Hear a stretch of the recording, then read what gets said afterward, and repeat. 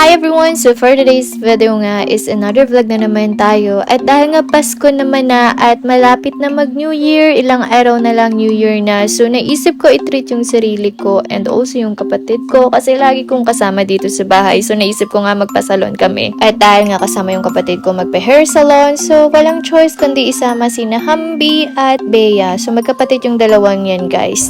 At ito naman si Hambi, gustong gusto laging kasama siya sa labas. Ayun, nagpapakut na rin sa camera at marunong na din tumingin sa camera guys. Sobrang cute talaga nito guys ni Hambi, as in super, sobrang puti at makinis. Akala mo talaga anak ng mayaman.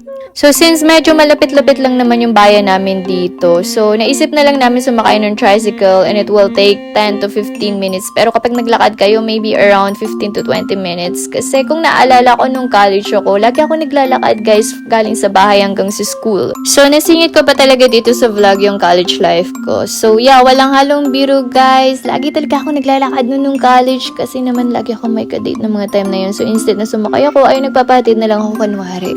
At bukod doon, medyo poor nga kami nung kasagsagan nung college life ko. Kaya talaga mapapa-no choice ka kundi maglakad na lang instead na mag-commute. So, bali nandito na nga kami sa bayan and then dumaretso na kami dito sa second floor ng Ginubatan Public Market kasi madami ditong mga salon na pagpipilian kung saan nyo gusto magpaayos guys. So, bali nag-inquire lang muna kami dito sa SN Glitz Salon kung magkano yung pagpakulay ng hair. So, wala naman talaga kaming balak magpariban. As in, yung goal namin is magpakulay lang ng buhok. At dahil nga sobrang galing mag-sales talk ng may-ari ng salon, ayun, ang ending, pinariban ko na rin yung hair ng kapatid ko with color hair na rin. Pero ako talaga pinanindigan ko na as in color lang talaga. Ayoko ng ribbon. Lagi kasing straight yung buhok ko before, especially nung nasa Japan ako. Kaya ngayon, gusto ko naman ng new hairstyle. So, gusto ko yung nagpa-fly away yung hair ko. Parang ganun.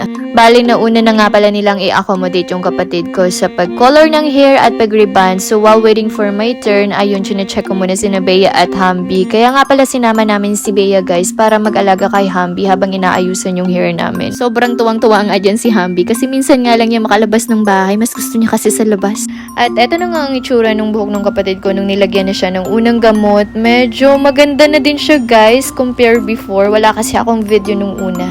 Tuwang-tuwa nga tong kapatid ko nung pinaayos ko din yung hair niya dito sa salon. And sabi ko nga sa kanya, magpapayat pa siya ng 45 to 50 kilos para pag may pera ko, ipapatangos ko din yung ilong niya. Ganun. So yun nga yung pinaka most challenging para sa kanya, yung magpapayat. So medyo nahirapan daw siya magpapayat. Pero sabi ko nga, kapag nagpapayat ka talaga, ipapatangos ko ilong mo. So yung gustong-gusto naman niya and I'm very excited kapag nangyari yun. And fast forward nga mga B, bali natapos na ngang ayusan dyan yung kapatid ko. And tingnan nyo na ba yung itsura niya ngayon? Sobrang ganda ng color yung hair niya. At dahil nga natapos na dyan yung kapatid ko, now it's my turn. So, nagtanong na nga lang din pala ako dyan sa may-ari kung ano yung mas bagay na hair color sa akin. So, sinuggest niya pala yung ash gray. At nung narinig ko nga yung word na ash gray, grabe sobrang excited ako. Kasi finally makakapag-color na din ako ng ganung kulay. Gustong-gusto ko talaga yung color na yun since dati pa. Hindi lang talaga magawa-gawa. Kasi nga yung mga pinariribandan ko dati sa salon, ayaw nila. Kasi bagong ribbon daw ako. Baka masira yung hair ko, ganun. Every year kasi ako dati nagpapariban guys. As in, kapag nakita ko talagang nagpa-fly away or nag-wavy-wavy na yung hair ko, nagpapariban na naman agad ako. Kaya naman, ang dami na talagang pinagdaanan nitong buhok ko. So, ayun na nga, after ng ilang oras ng pag-color ng hair ko, finally natapos na rin. And eto nga pala yung itsura guys ng new hair ko. Sobrang bet na bet ko nga yung outcome ng new hairstyle ko dyan. And also the color and nung face card ko. Lakas makachesa.